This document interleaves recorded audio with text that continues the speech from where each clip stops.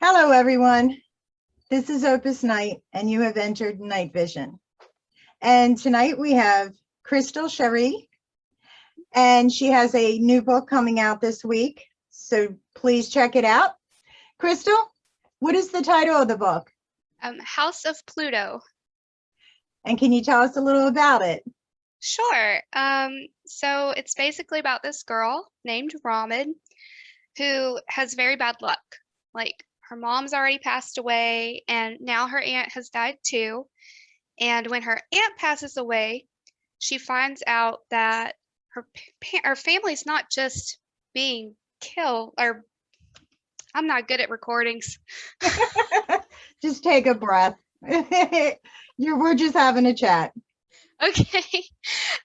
So she finds out that her family's not just dying, they're actually being killed by somebody. And she sets out to figure out who's doing it and why. And she figures out that her family is not even human. So there's some secrets going on that she's got to get to. Yeah, I like it. So what made you write a book? I'm assuming this is your first?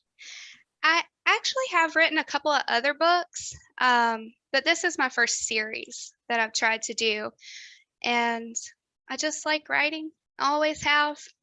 I'm an introvert. I like to hide behind the computer and tap. What did you find the hardest to write? You're saying like what type of writing is hardest, or? Yes. I'd say like nonfiction or something that you're not really interested in. I think fiction is easier because you're a lot more interested in it. What is your favorite? Fantasy, paranormal romance. Is that what you read a lot of? Mm-hmm. Now, do you find that sneaking into your writing now? Of course. How long have you been writing? Oh, that's a long time.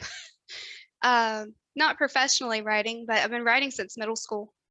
I did my first like novel-length manuscript when I was in high school. Never published it, didn't do anything with it. And then I wrote a couple of other books that I'm working on editing to get out there. And then I have this series that's new. Now, how do you decide to structure a book? Initially, I was a bit of a pantser, I just kind of wrote by the seat of my pants, whatever came into my head. And then I had a 130,000 word novel. And I'm like, this kind of spiraled out of control. So then I started doing the Save the Cat beats. And so now I plan it that way. Very nice. Thanks. Now, do you write poetry by any chance? I do, every now and then. Do you find it sneaking into your writing? It didn't in this book, but it has in books in the past. Who's your favorite character? From my new book? Mm-hmm. Lennox. I have to say Lennox. And what makes him your favorite? He's got the kind of sarcastic kind of attitude, but yet he's still gentle on the inside, and I kind of like characters like that. Now, do you have a villain in your book? Yes. It's kind of like a sub-villain in this book because this is a 6-book series. So the big villain is not going to come until later. He is kind of introduced in this book, but in this book it is a lesser villain, if that makes sense. Now there's 6 in the series. Which one was the easiest to write? Well, the first one, because I'm still writing it. Oh, so are you on your first book of the 6?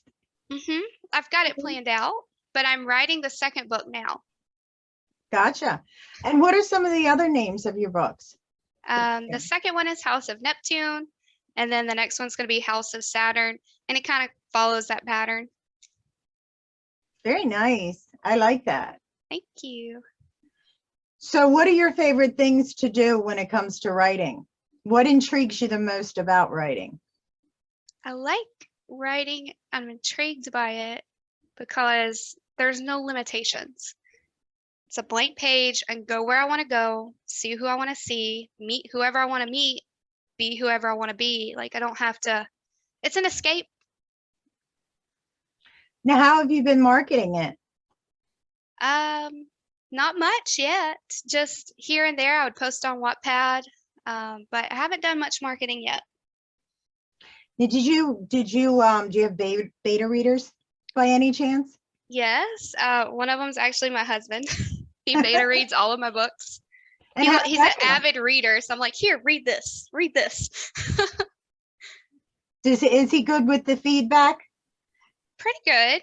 Like, he's not very great with like catching grammatical things, which I used to teach English, so I can usually do that myself.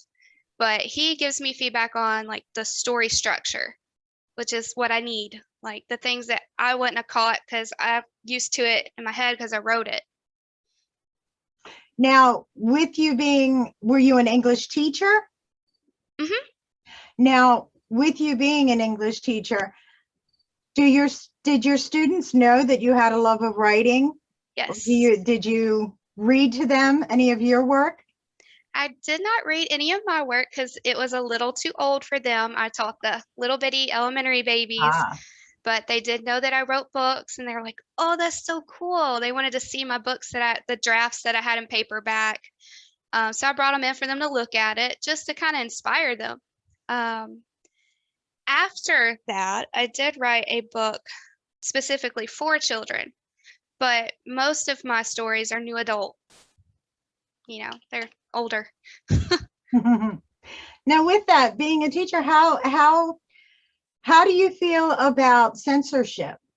What's your feeling towards that? That's a difficult one. See, I have a problem with this in general because I grew up in a Christian household. So I don't cuss personally, but my characters do because they're not always good people. I don't think that books should be censored, like blacklisted. I don't really think that that should happen. I think that parents should be involved in what their child chooses to read. Obviously, I would not want an elementary school student reading my newer books because it's too old for them. I must be a nightmare then for you to have, of all people, for you to come to see. Why? What makes you a nightmare? I love it. It's like heaven and hell. I write dark literature, so yeah. I read it sometimes. I mean, lovely. You know? I love that. So within dialogue, what is your favorite approach? How do you decide, okay, this is too cheesy and this is going to get them? How do you discern between that? When I was in college, I took creative writing and I had a professor who did this thing where she said, keep a journal, collect what she called junkyard quotes. Mhm. And that's just things you hear people say. Like you could be at a coffee shop and hear somebody say something. So a lot of my dialogue is subconscious. It's things that I just hear people say. Now, is there anything you won't write about? Like, is there any taboo subjects or anything thereof? Personally, I probably wouldn't do like a lot of sex scenes and stuff like that. Just me though. I have no problem with it in other books. Now, are you a full-time writer? I am now. You are now? Mm-hmm. How much work do you put in an 8-hour day? I usually get up when my husband gets up for his job. So from like 9 o'clock in the morning, and I'll work till about maybe 4 in the afternoon. And you notice I said 8 hours because I don't of count. school. Well, because of school, it's kind of the transition. I know I have met various writers that have been teachers before or collegiate in some way.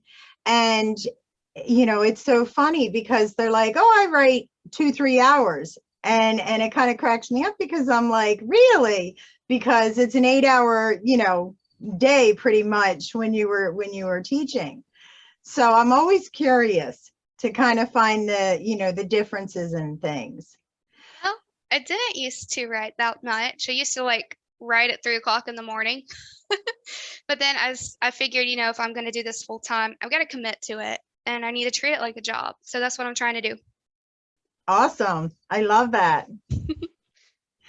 So when you were finding that you went to do the book cover, did you have any difficulty in deciding on what the book cover would look like, or did you already have kind of a vision of it? My book covers change. I create my own covers, at least I do right now, because I took graphic design in school. So I think I had like 3 different cover versions for House of Pluto before I got the right one. And it's not my vision. It has more to do with how the graphics turn out. Like I'll have a picture and it won't work or it won't match something else, so I have to switch it out. But yeah, it took a couple of tries before I got it down. Now, your characters, tell me about them. Well, Are there's they all the same characters throughout the series, or are they pretty changing? pretty much. I add a couple of characters here and there. I try not to kill off too many characters, because I feel like usually when a character gets killed off, there's not a good reason for it. But pretty much the same characters throughout. So I've got Robin, who's the main character, and she's like a upper teenage girl with some issues. Okay, she's got family issues and like ADHD issues, which is kind of a reflection of me a little bit, I guess, because I've got those issues, so I'm going to write about them. And then she has her friend Mason, and then she meets this whole cast of other characters that are what I call the ascended. So they're not exactly human, and they're new to her and new to the world. So yeah. Nice. So where have you been as far as putting the books together? When did you decide that, did you write one book and then go, this is a series? Or was it something that you kind of had plotted from the beginning? I had it from the get-go. I knew it was going to be more than one book before I sat down to write it. I don't know how I knew. I just knew. Nice. I like that. Now, when plotting your characters, what's the most difficult thing you find? Definitely their physical appearance. I know some writers don't have a problem with this. I have a lot of problem with not giving enough description sometimes, and it's hard for me to think about what they actually look like. So I don't do huge physical descriptions of my characters because I kind of want the readers to fill in. Because when I read a book, that's what separates books from movies to me. I get to pick kind of how the character looks and feels. So I have a hard time with that because it's all up here. Sometimes it don't translate. Now take us into your world. What is the ambiance like in the world? What kind of atmosphere will readers feel? Well, it's set. I guess it would be modern fantasy, maybe slightly urban fantasy. It's set in modern day in the regular world. There's just things under our noses that we haven't noticed, supernatural things. So it's got that supernatural vibe to it. It's got that kind of otherworldly feel in the real world. And then as far as my main character goes, she's just she has a lot of trouble with committing to things. And so throughout the book, you'll feel her like trying to learn to trust herself more. Now, if you could say one thing to readers, what would it be? Keep reading. And not just my books, but all books, because there's so many stories out there. And it's so easy to put a book down nowadays and just go watch a TV show. But books are special because they've got that imagination aspect to them that movies just don't have. Now, do you do things like editing? You said you do the graphic artist. artistry on your covers and things like that. So are you doing the entire book yourself? I am pretty much a one-man show. Very Um, nice. I do the editing because I can. I went to school for years to learn how to structure sentences and work with commas and punctuation. And I did the graphic design in high school, so I'm able to do that. The only thing I'm not that great at is, the public aspect and speaking, obviously. So that's why I got help with that. So then I have Michael Evans to help me with that. I think you're doing wonderful. Thank you. Definitely. And we're delighted you came to see us tonight. Well, thank you for having me. Of course. Now, as Michael, I don't know if he kind of warned you, but sometimes I like to play a game with some of the people that come and visit us. So I'm going to ask 3 questions, and you kind of don't think about it and just throw those answers out there. Okay. Okay. Okay. How long did it take you to write your first book in the series? 3 months. Is there anything you wish you had taken out of the series that now that it's finished? Well, the first book, now that it's finished. Not really. Who is your biggest influence? Um, Can't think. like authors? Can't think. Cassandra Clare.